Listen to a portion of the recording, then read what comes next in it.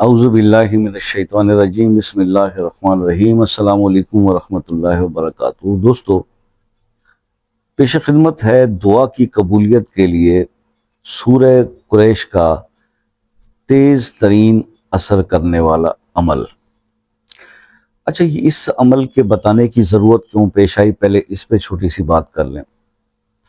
आप जैसे बहुत सारे मेरे ऐसे सब्सक्राइबर, मेरे मेहरबान दोस्त जो मुझसे व्हाट्सएप पर राब्ते पे रहते हैं और काफ़ी अरसे से जुड़े हुए हैं, तो अक्सर उनकी एक बात सामने आती है कि शाह साहब, हम वज़ाइफ भी बहुत करते हैं और दुआएं भी बहुत मांगते हैं, लेकिन हमारी दुआ में कबूल नहीं, हमारी दुआएं कबूल नहीं होती हैं, हमारे प्रॉब्लम सॉल्व नहीं हो रहे, या हम जो वजीफ़ा कर रहे होते हैं किसी मसले के लिए, तो वो मसला अपनी जगह पर स्टिल रहता है और वो हल नहीं होता।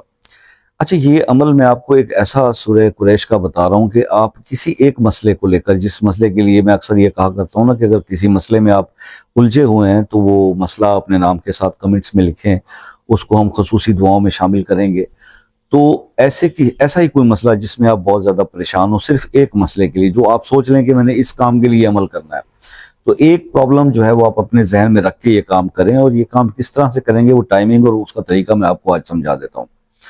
आपने ना ऐसा करना है कि इशा की नमाज पढ़ ली, तो वो तो आपको पता है कि इशा की नमाज पढ़ने के बाद सोने में हम काफ़ी देर कर देते हैं, शहरों में ज़्यादा देर तक जागने का रिवाज है।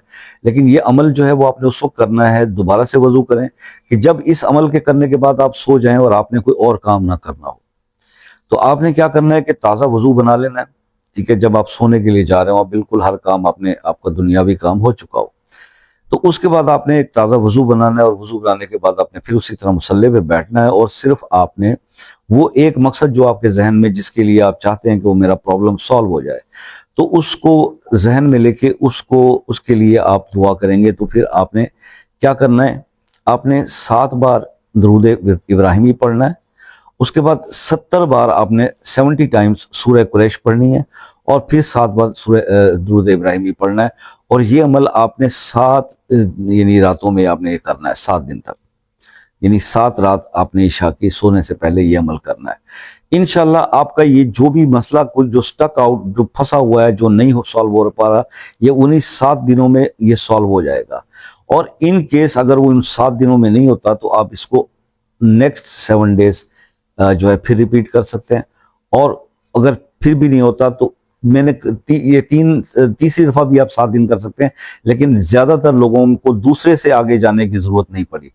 तो आई एम श्योर कि इंशाअल्लाह अल्लाह ताला करम फरमाएंगे, आपका भी 7 दिन के अंदर ये प्रॉब्लम जो है, ये 70 मरतबा सूरह कुरैश पढ़ने से इंशाअल्लाह हल हो जाएगा। तो ये एक अमल था जो मैंने आज दुआ की कबूलियत के हवाले से, किसी भी हाजत के लिए जो आप परेशान रहते हैं उसके लिए आपसे शेयर करना था सूरह कुरैश के हवाले से। तो आई होप कि आपको पसंद आया होगा। तो आपने दूसरी बात वही है कि अगर आप फिर भी किसी मसले में परेशान हैं और दुआओं में अपने नाम लिखवाना चाहते हैं, तो आप अपना मसला अपने नाम के साथ कमेंट में लिख दीजिए, इंशाल्लाह उसको दुआओं में ज़रूर शामिल किया जाएगा। बाकी यह है कि ख़ास तौर पे यूके और यूएसए के मेरे जो दोस्त हैं, जो मिलियन मॉल में या पावर बॉल का जो है वो इंटरेस्ट रखते हैं, तो वो मुझसे व्हाट्सएप पर रब्ता कर सकते हैं मुशावरत के लिए। बाकी करने वाली सब अल्लाह की ज़ात है। तो अल्लाह ताला सबको खुश और आबाद रखे, दुआओं में याद रखिएगा। ज़िंदगी रही तो नेक्स्ट किसी वीडियो में मुलाकात होगी, तब तक की इजाज़त, अल्लाह हाफिज़।